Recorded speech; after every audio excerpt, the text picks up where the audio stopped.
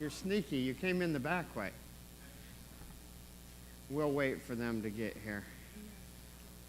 No, just go ahead without them. Is that what he said? Hi. There you go. Hey, look what I have. Look what I have. I have rope today. Let's see what rope might tell us today. All right? Can you hold that one? This is not going to be one of those magic tricks where I make all the rope the same length or anything like that. I'm not good enough for that. How old are you? Yeah, I'd think. How old are you?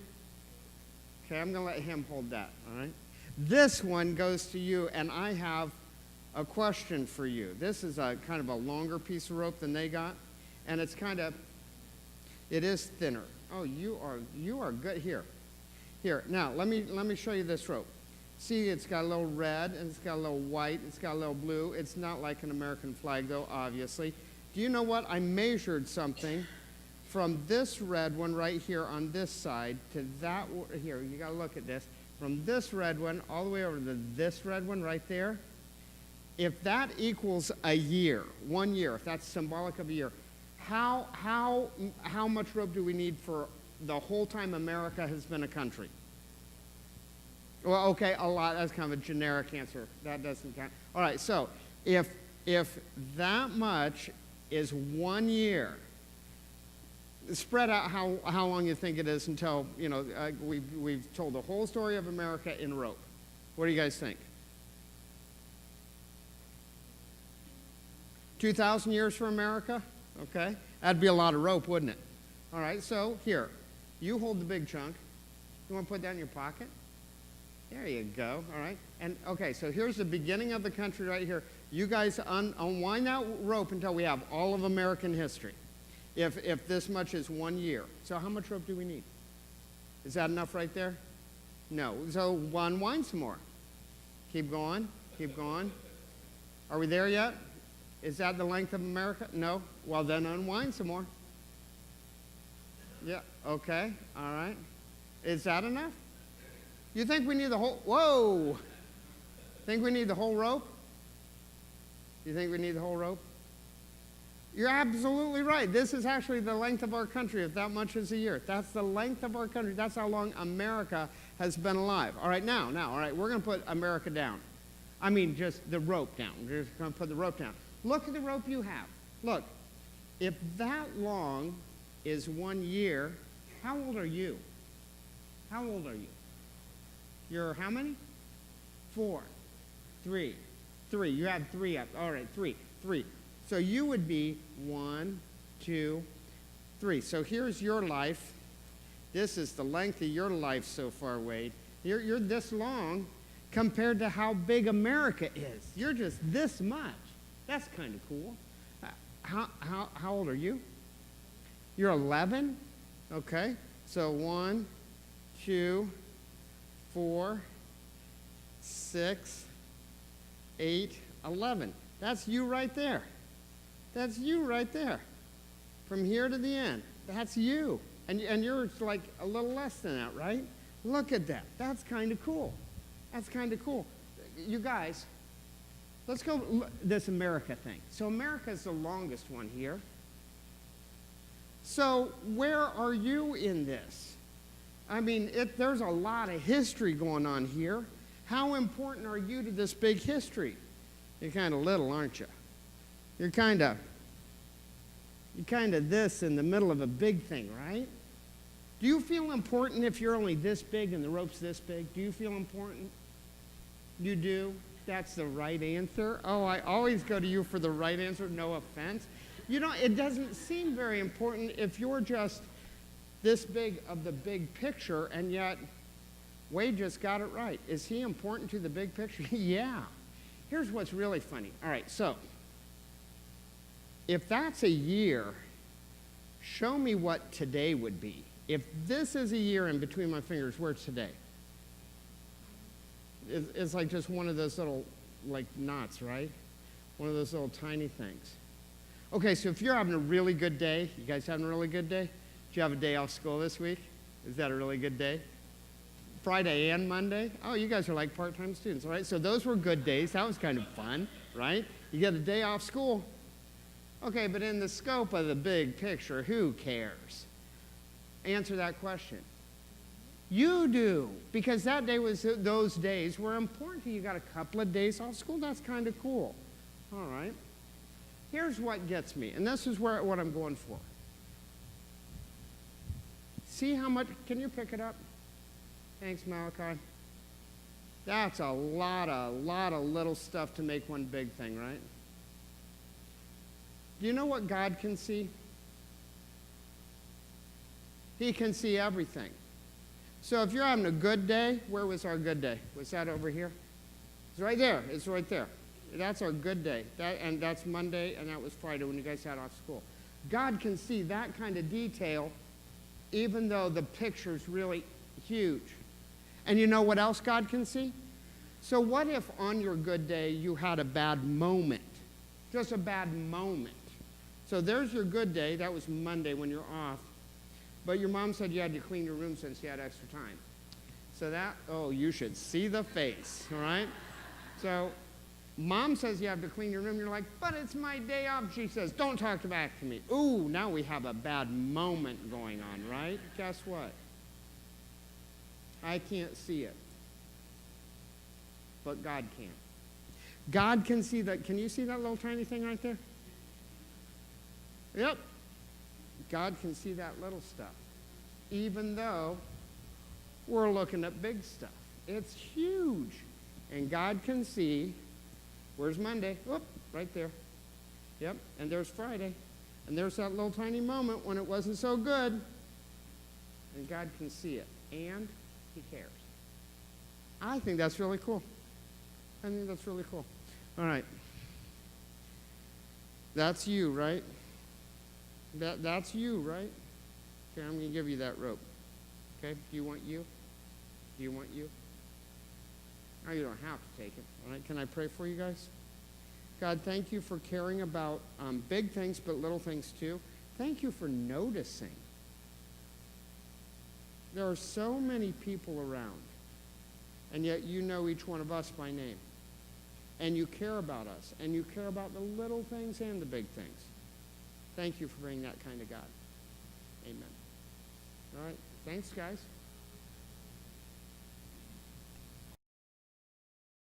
So 10 years ago, the superintendent of Dayton Christian was a man named Roy Lowry. Dr. Roy Lowry was pretty legendary in the Christian education movement, and he earned doctorate and wrote several books about education.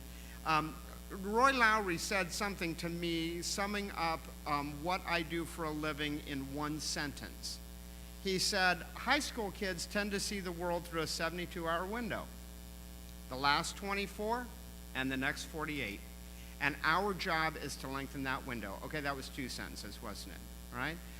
But that's really true. High school kids tend to see, what happened in the last 24 hours.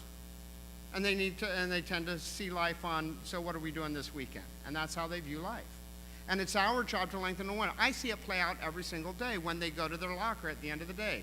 They have their planners out or their phones out with, the assignments they have, and they think through, okay, what did I do in English? Do I have any homework? What did I do in math? Do I have any homework?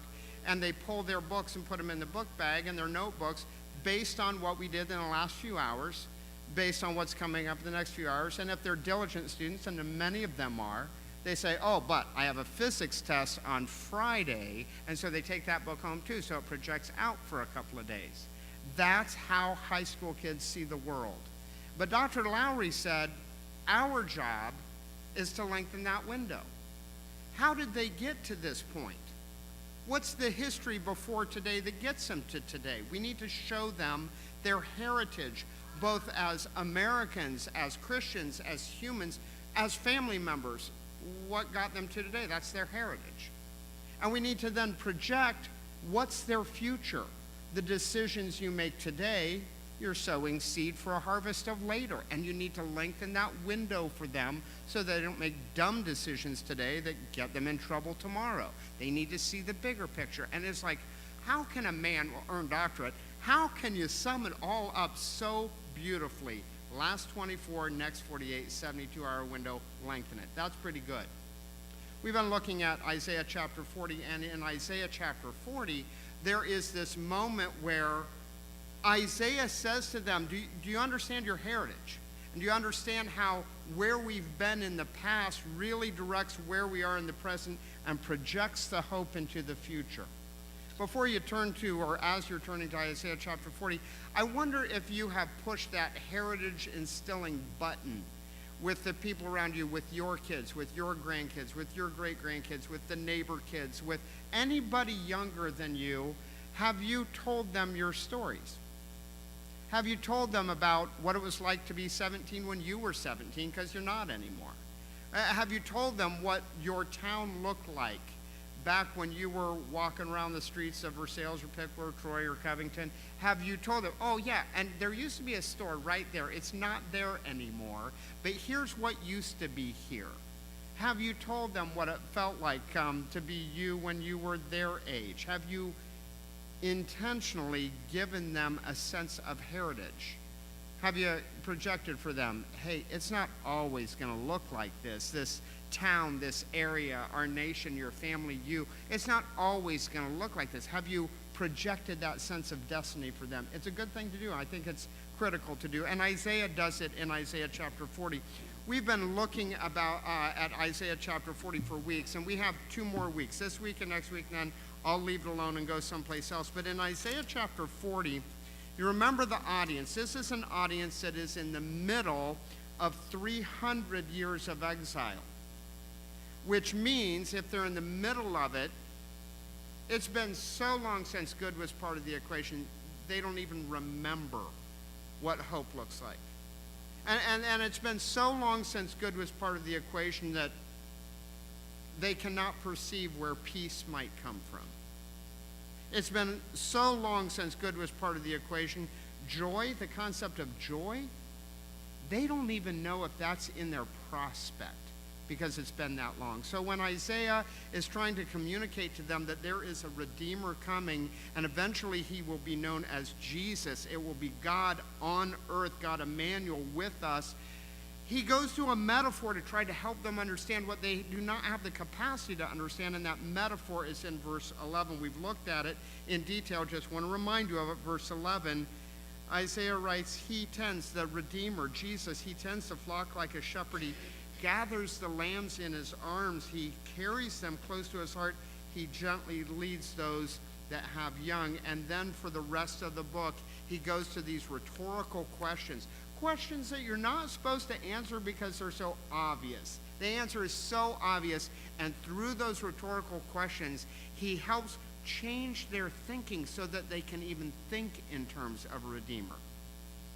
Let's look at the next set of rhetorical questions. It's in verses 21 through 24 this morning. Look at it in verse 21.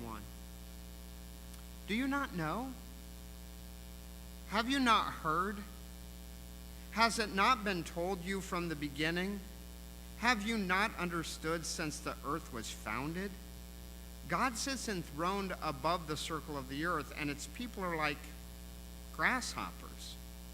He stretches out the heavens like a canopy. He spreads them out like a tent to live in. He brings princes to nothing and reduces the rulers of this world to nothing.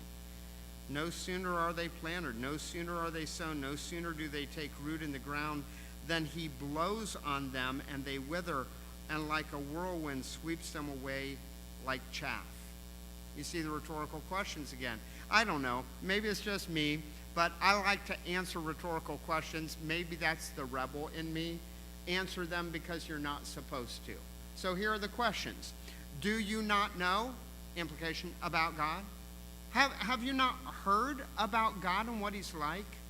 Has it not been told to you, God since the beginning?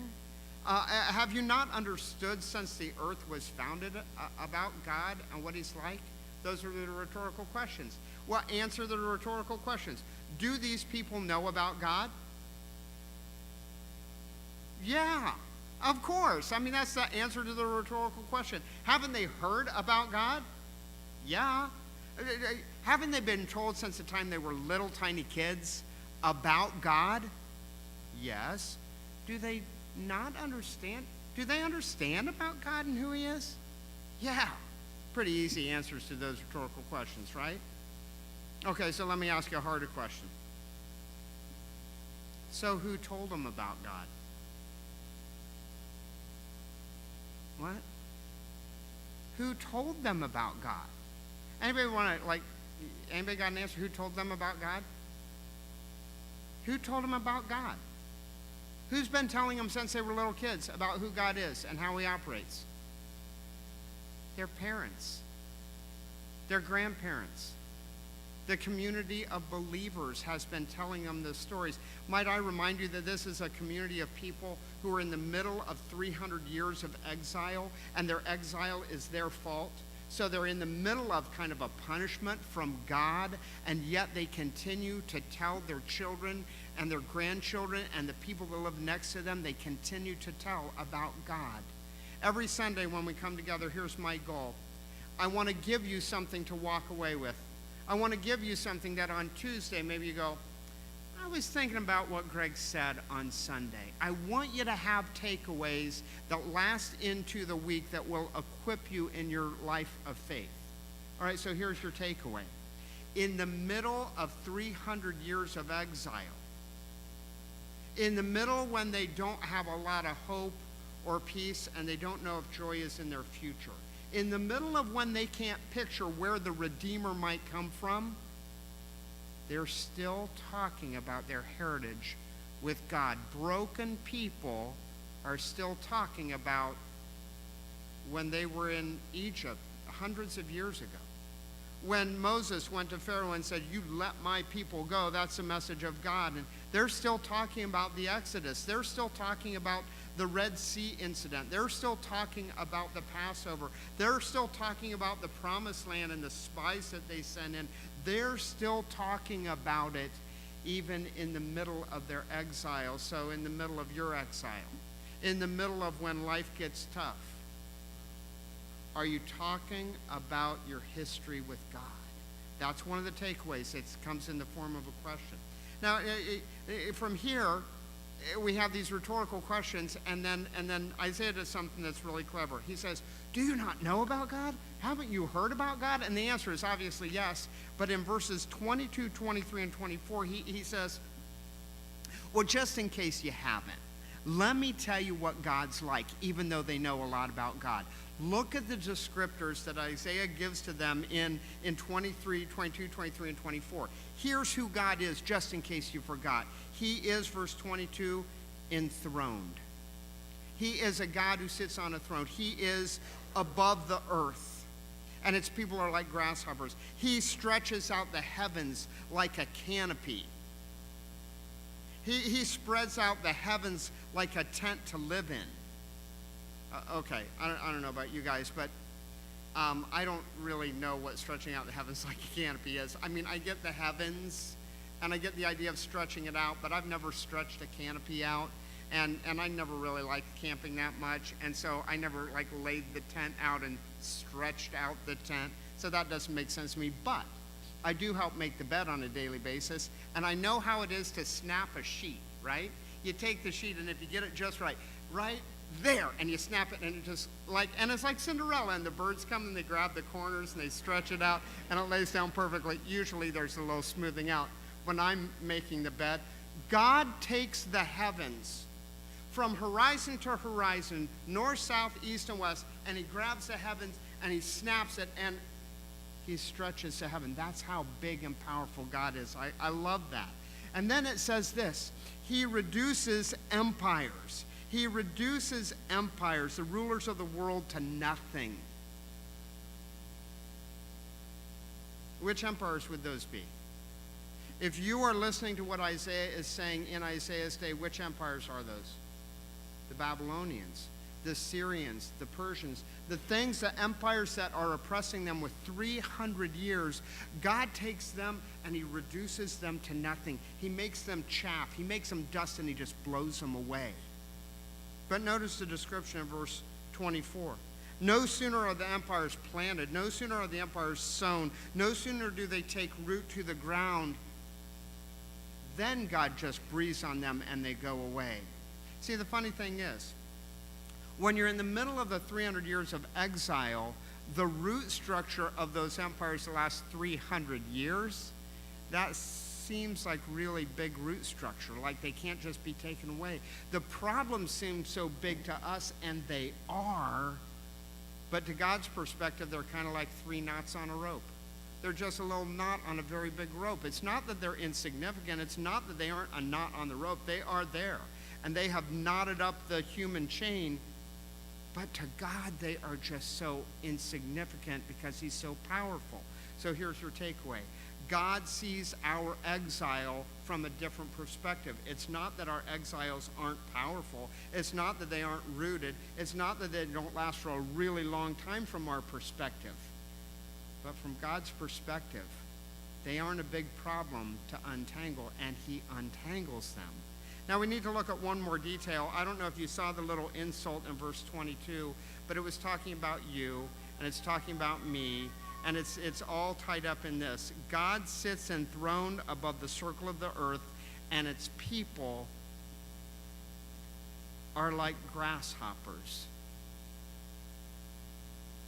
And that is not a nice thing to say about people. It's not a little, oh, my little grasshopper. No. Let me tell you why I believe that in Isaiah chapter 40, they're still talking about their heritage. It goes all the way back to the beginning with Israel. If you'll keep a finger in Isaiah 40 and go back to the 4th book of the Bible, to the book of Exodus, to the book of Numbers, chapter 13, I'm going to show you the reference to the grasshoppers that the Israelites know very, very well. In Numbers chapter 13, where we are in the history of the nation of Israel, is they've left Egypt now, and God has allowed them to see the promised land. They remember they sent 12 spies into the promised land. And the spies go in there, and we only remember the names of 2 of the spies, Caleb and Joshua, and a bunch of names that are forgotten. But the 12 guys go in, and they spend some time in the promised land, and they come back with a report. And the report is this: oh my goodness, the produce section at the store in the promised land, the grapes are like the size of your fist. And watermelons, they're the size of a small car. I mean, this place is abundant. But the enemy, they're huge. Let me read to you from Numbers chapter 13, verse 31. But the men who had gone up with him said, we can't attack these people. They're stronger than we are. And they spread among the Israelites a bad report about the land they had explored. They said, the land we explored devours everything living in it. All the people we saw there are of great size. We saw the Nephilim, the descendants of Anak came from the Nephilim. We seemed like grasshoppers in our own eyes, and we looked the same to them. When a reference in Scripture is made to people looking like grasshoppers, it's in contrast to the way that our problems look. Yeah, okay, like we're little grasshoppers, and these people are the size of oversized giants. A grasshopper compared to a 9-foot-tall person. Notice what the report was. We seemed like grasshoppers to us in comparison to our problems. Church is a good place to be honest, so let me ask you the question, but don't answer it out loud. When you think about your problems, when you do a size comparison of you to your problems, when you think about the problems that we pray about week after week after week, doesn't this metaphor make a lot of sense? You feel about this big, and your problem is 9 feet tall. When the spies went in to look at the promised land, they came back out, and we said, we seemed like grasshoppers in our own eyes. When we think about us, we seem like grasshoppers. But notice what verse 33 in Numbers 11 goes on to say. And we look like grasshoppers to our problems. 9 feet tall is the problem. You're the grasshopper. That means 9 foot tall is going to squish you. That's how it feels. Go back to Isaiah chapter 40. Verse 22. God sits enthroned above the circle of the earth, and the people of the earth feel like tiny little grasshoppers with giant-sized problems. That's how we view us. That's how we view us in comparison or contrast, actually, to our problems. We seem so little, and our problems seem so big. And now let me end with this question. That's how we feel to us in contrast to our problems. How does God view us? Does God view us like grasshoppers? No. No, verse 11 comes into play right here. Here's how God views us. Are the problems we have big problems? Yes. Are they, in contrast, so much bigger than we are? Yes. And how does God view people who have problems? Like verse 11. He's a shepherd, and he sees us as lambs. And he scoops up his lambs in his arms. And then he pulls them in close so they can feel his heartbeat. And if you happen to be a lamb that's lambing right now, you're giving birth to little ones, you're caring for little ones, oh my goodness. Yeah. He really takes care of people like that. It's not that the problems aren't big problems. Babylonia, Assyria, Persia, 300 years of exile. That's a big problem. But it's in comparison to a much bigger God who knows how it feels to be the grasshopper with a giant-sized problem. And that our God, he tends to scoop us up and carry us in his arms and care for us. They can't feel it yet. They're still putting their hands around, trying to get their hands around it because it's been so long since they could believe it. But Isaiah is just going to keep asking questions until he shows them their deliverer. May God add his blessing to the reading and explanation of his word.